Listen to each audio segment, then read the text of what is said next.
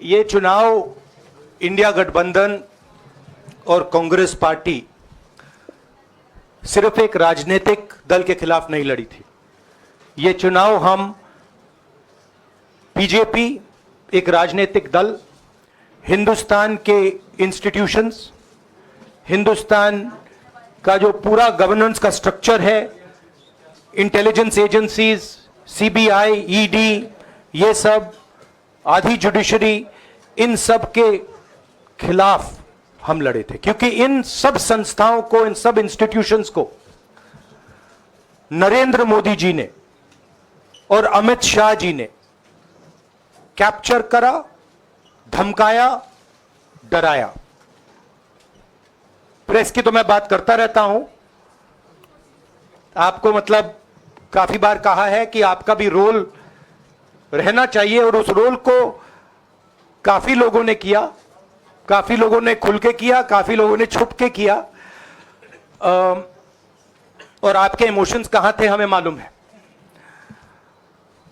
लड़ाई संविधान को बचाने की थी, कॉन्स्टिट्यूशन को बचाने की थी। और मैं आपको सच बताऊं तो मेरे माइंड में था पहले से, जब इन्होंने हमारा बैंक अकाउंट कैंसिल किया, जब चीफ मिनिस्टर्स को जेल में डाला, पार्टियां तोड़ी, मेरे माइंड में था कि हिंदुस्तान की जनता अपने संविधान के लिए एक साथ खड़ी होकर लड़ जाएगी, और यह सच साबित हुआ। मुझ में भरोसा था, और मैं हिंदुस्तान की जनता से, इंडिया गठबंधन के पार्टनर्स से, कांग्रेस पार्टी के हमारे सब नेताओं और बब्बर शेर कार्यकर्ताओं से दिल से धन्यवाद करना चाहता हूं। आपने संविधान को बचाने का पहला और सबसे बड़ा कदम ले लिया है। कांग्रेस पार्टी ने इस चुनाव में, कांग्रेस पार्टी के सब नेताओं ने 2-3 चीजें की।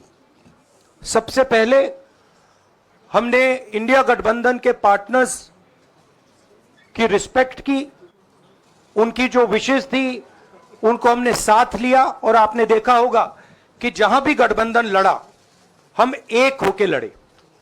दूसरी बात, कांग्रेस पार्टी ने क्लैरिटी से हिंदुस्तान को एक नया विजन दे दिया है, pro poor vision, pro production vision Hindustan को इंडिया गठबंधन ने साफ दे दिया है। यह जो हमारा परफॉर्मेंस हुआ है, इंडिया गठबंधन का परफॉर्मेंस हुआ है, इसके पीछे कॉन्स्टिट्यूशन, जो रिजर्वेशन पर बीजेपी ने आक्रमण किया, गरीबी, अदानी जी के आपने स्टॉक्स तो देखे होंगे, देखे वो स्टॉक्स उनके, तो बड़ी इंटरेस्टिंग बात है। जनता अदानी जी को मोदी जी से डायरेक्टली कोरिलेट कर रही है। मोदी जी की हार होती है, स्टॉक मार्केट कहता है भैया मोदी जी गए तो अदानी जी गए, मतलब डायरेक्ट रिलेशनशिप है, करप्शन की रिलेशनशिप है। और देश ने नरेंद्र मोदी जी को साफ कह दिया है कि हम आपको नहीं चाहते हैं। And this is the main thing that this election has said. The country has unanimously and clearly stated, we do not want Mr. Narendra Modi and Mr. Amit Shah to be involved in the running of this country. We do not like the way they have run this country. We do not appreciate the way they have attacked the constitution. We do not appreciate the way they have run this country for the last 10 years. So that is a huge message to Mr. Narendra Modi.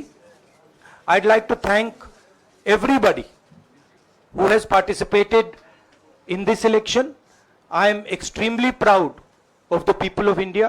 I am extremely proud of the people who have resisted this onslaught on the constitution. और अंत में मैं आपको कह दूं कि इसको बचाने का काम हिंदुस्तान के सबसे गरीब लोगों ने किया है।